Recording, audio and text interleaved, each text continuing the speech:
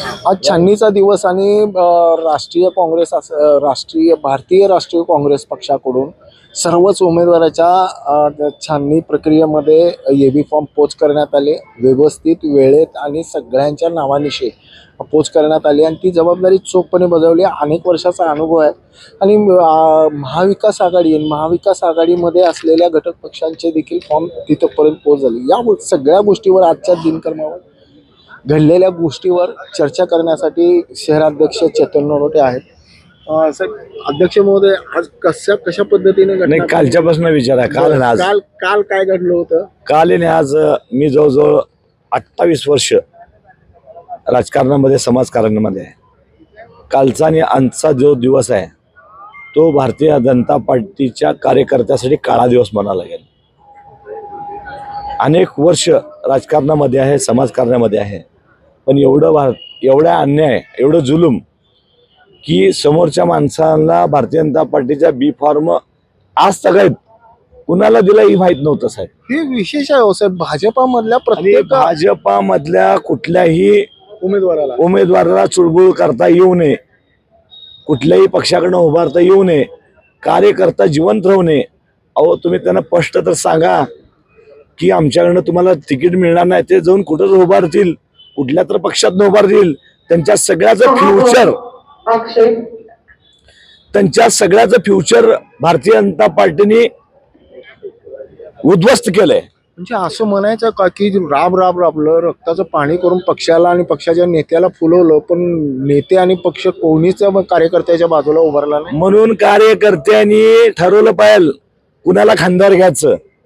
ह्यांना गाडल्याशिवाय या कार्यकर्त्यांनी ग बसू नये. अनेक लोक इथं 2 दिवस बघतोय की रडत होते, माझा बी फॉर्म आहे, माझा बी फॉर्म आहे. एका वार्डात 10 लोक सांगत होते माझा बी फॉर्म आहे.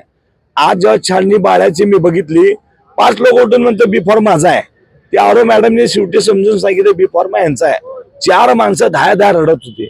भारतीय जनता पार्टीने जे पाप केलंय मी माझ्या 28 वर्षाच्या कार्यकर्त्यामध्ये असं बघितलं नाही. कधीच नाही. म्हणजे कोटेंबरोबर तुम्ही हे राजकारण केलं, पण एबी फॉर्मचं राजकारण तुम्ही एवढं जवळनं बघितलं. कोटेंकडून कधी झालं होतं का? कुठली भारतीय जनता पार्टी? तुम्ही ज्या कोटेंना सगळं शिव्या देत होता 30 वर्ष, त्या कोटेंच्या ताब्यातच सगळं भारतीय जनता पार्टी दिलात ना. हे भारतीय जनता पार्टी आणला. कोट करण्यासारखं आहे. ज्या कारणाने, ज्या प्रश्नाने भारतीय जनता पार्टीने 2017ला काँग्रेस काढून घेतली. गेले 30 वर्ष झालं भारतीय जनता पार्टी सांगत होते कोटेच्या महानगरपालिका कोटे ताब्यात आहे. त्याच कोटेंच्या ताब्यात आता पूर्ण भारतीय जनता पार्टी गेले म्हणजे वागवा ठरणार नाही. अलगत आणि सन्मानपूर्वक सगळे सिलेंडर झाले. कुणालाही दोन्ही आमदारला मान सन्मान नाही. तिकीट देतो म्हणजे सगळ्यांचे तिकीट कट झाले. अनेक कार्यकर्ते साहेब, ह्यांचा तळतळाट लागल्याशिवाय, ह्या कार्यकर्त्याचा भारतीय जनता पार्टीचा, ह्या लोकांना तळतळाट राहिल्याशिवाय राहणार नाही. भारतीय जनता पार्टीने सरळ सांगायला पाहिजे होतं की बाबा तुमचं आमच्याकडनं होणार नाही, तुम्हाला मार्ग मोकळे आहेत. आता बघा, हा कार्यकर्ता गेले 30 वर्ष भारतीय जनता पार्टीचं काम करतोय, त्याला तिकीट मिळू शकलं नाही. असे अनेक कार्यकर्ते भारतीय जनता पार्टीचे इथं रडत होते. गणेश अप्पा भारतीय जनता पार्टी काम करून ह्याला तिकीट मिळालं नाही. ज्याच्यात दम आहे, ज्याच्यात संघर्ष करत ताकद आहे, ज्याच्यात बंड करत ताकद आहे, त्या लोकांनी ओळखलं, चल तू तिकीट नको, आम्ही जाऊन दुसरीकडे भरू. पण काही लोकांना त्याने अंधारात ठेवलं आणि अंधारात ठेवल्यामुळं त्या लोकांचं भवितव्य संपून टाकलं या लोकांनी. त्यामुळे मी 28 वर्षामध्ये असं पापिष्ट माणसं कुठे बघितलं नाही. भारतीय जनता पार्टीचा कार्यकर्ता ह्या ठिकाणी रडत होता की ज्या पक्षाला मी मोठं केलं त्या पक्षाने आमचा केसांना गळा कापला, असं ह्या 2 दिवसात त्या ठिकाणी मी ऐकलेलं आहे. आजची घटना म्हणजे आजच्या दिवसा हे कालचं घटनाक्रम आणि तुम्ही घेतलेला अनुभव, आजच्या घटनेमध्ये एबी फॉर्मवर जो काही वाद झाला किंवा त्याच्यावर तोडगा निघाला, अध्यक्ष इथपर्यंत आलाय, ह्याच्याकडे कसं बघताय? एबी फॉर्म पुरवण्यामध्ये अध्यक्षाची यंत्रणा किंवा एकूणच पक्षाची यंत्रणा कुठेतरी कमी होती असं वाटतं? हे बघा, ह्या सर्व आमदारच्या भांडणामध्ये ह्यांच्या याद्या फायनल नाही. जे अक्कलकोटचे आमदार आहेत त्यांना पळत यावं लागलं. आता देखील तुम्ही बघता की त्या बिचारीचा अध्यक्षाचा जीव गेला असता. 10 लोक त्यांना वरताय जाऊ नका, 10 लोक थांबवतात या. काय लोक पळवत आहेत आज चला, काही लोकांना वाटलं आता देखील बी फॉर्म घेऊन आलेत का, त्यांचा बी फॉर्म चुकला होता. काल देखील अध्यक्ष आणि आमदार अक्कलकोटचे यांची पूर्ण नामुष्की या ठिकाणी झालेली आहे. अख्ख्या राज्यामध्ये सर्व लोकांनी बघितलं की भारतीय जनता पार्टीचे बी फॉर्म हे मिळाले नव्हते. एवढ्या कामासाठी राज्याच्या मुख्यमंत्री यांना फोन लावला आरोला, तेव्हा त्यांच्या सगळे 36 लोकांची टांगती तलवार ह्या ठिकाणी मुख्यमंत्र्यांनी फोन केल्यामुळे यांचं या ठिकाणी बी फॉर्म आत आलेले आहेत. नाहीतर 36 लोकांचे बाहेर होते, यांना कमळ चिन्ह मिळालं नसतं.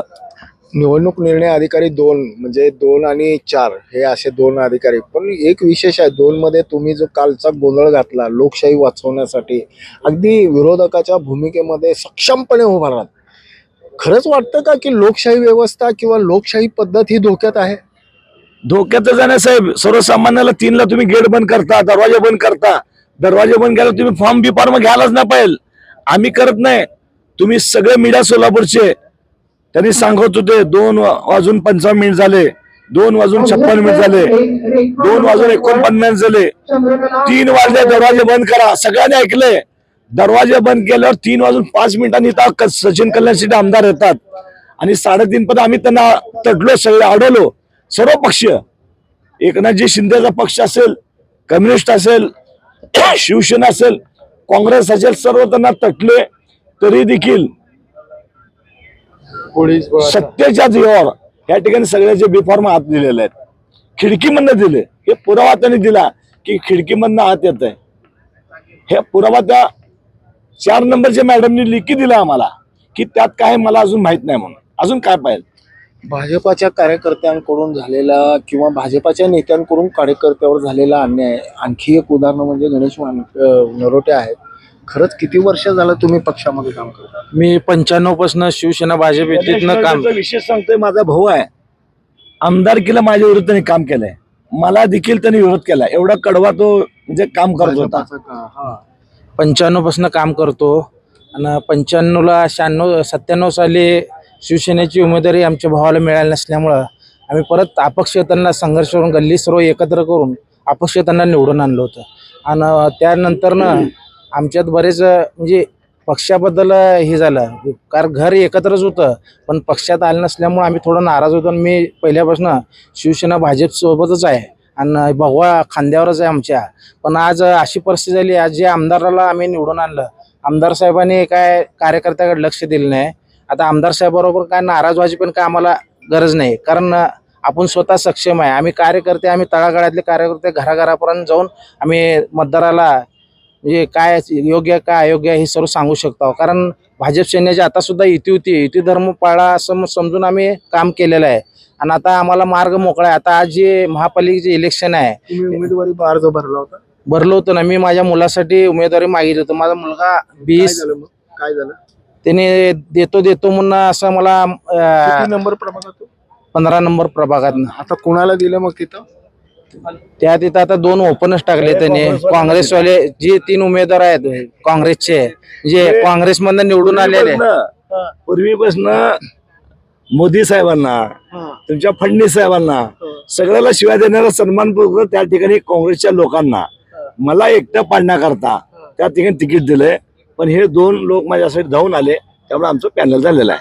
म्हणजे 2 भाजपाचे धावून आले आणि भाजपाने काँग्रेसवाल्यांना दिलं. जे लोक मोदी साहेबांचा इथं दौरा होता मागच्या 2019ला, त्या दौऱ्याला काळे झेंडे दाखवले, अशा लोकांना त्याने उमेदवारी दिली. जे लोक मोदी साहेबांना, मुख्यमंत्र्यांना शिवीगाळी करत होते भाषणातनं, अशा लोकांना त्यांनी उमेदवारी दिली. मग आम्हाला सुद्धा कुठंतरी राग आहे का नाही? आम्ही सुद्धा आहे ना, आम्ही सच्चे कडवट म्हणजे शिवसैनिक म्हणा किंवा भाजपचे कार्यकर्ते आहे. मग आम्ही सुद्धा एवढं 95 पासून लढत आलो. आणि आज त्यांनी दिलेली उमेदवारी आमचे म्हणजे संघर्षाचीच आहे. ह्याच्या अगोदर पण संघर्ष करत आलो आणि आता पण संघर्षच करणार. म्हणजे हे सर्व संघर्ष कोणाच्या आमच्या घरासाठी नाही आहे, आमच्या लोकांना, इथले आमच्या भागातले जे नागरिक आहे त्यांना आहे ना सक्षम करण्यासाठी हे संघर्ष चालू आहे. 30 वर्षापासून साहेब, मी राजू अलकोड.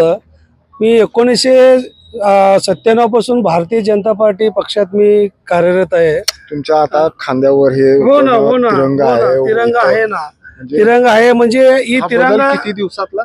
हा बदल फक्त एक 8 ते 15 दिवसात. 8 ते 15 दिवसामध्ये 30 30 वर्ष काम केलंय तुम्ही. 8 ते 2 दिवसामध्ये एवढा बदल. 2 दिवसात, 3 दिवसात. हो, तो 2-3 देव दिवसात धर्म राष्ट्र ही संकल्पना हा, भारत भारत हो. माता की जय. जय. हा बरोबर आहे ना. सगळं कुठं विचारधारा सगळी बांधून ठेवली काय? नाही ना, आता असं म्हणायची पाळी आली आम्हाला.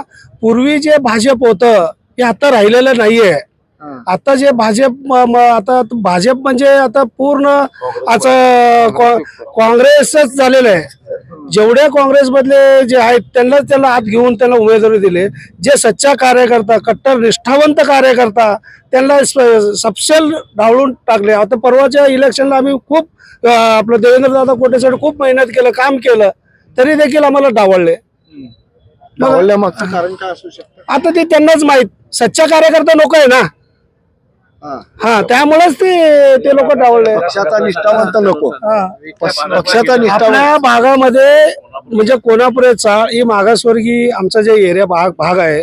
आम्ही 1997 ला जे भारतीय जनता पार्टीची स्थापना केलो, आम्हाला ते आमचेच लोक तिथे येडे आहेत म्हणले. हे पोरं येडे आहेत. असं कुठं ते जातीवादी पक्ष आणत असतं का आपल्या मागासवर्गीय ह्याच्यामध्ये?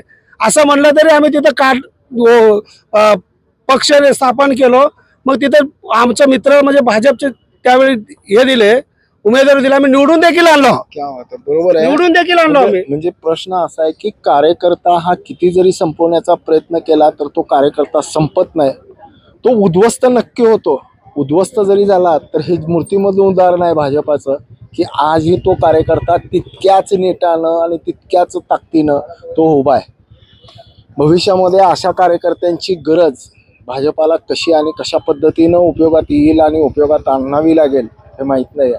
बघू आता नेमकं कशा पद्धतीनं भाजपा ह्या अशा कार्यकर्त्यांकडे, प्रामाणिक कार्यकर्त्यांकडे कशा पद्धतीने त्यांचं पुनर्वसन करणार किंवा त्यांना न्याय देणार याकडे सर्वांचं लक्ष लागून राहील. ब्रेन न्यूज करता यासिन शेखसह मी नितीन पाटील. गणेशराव.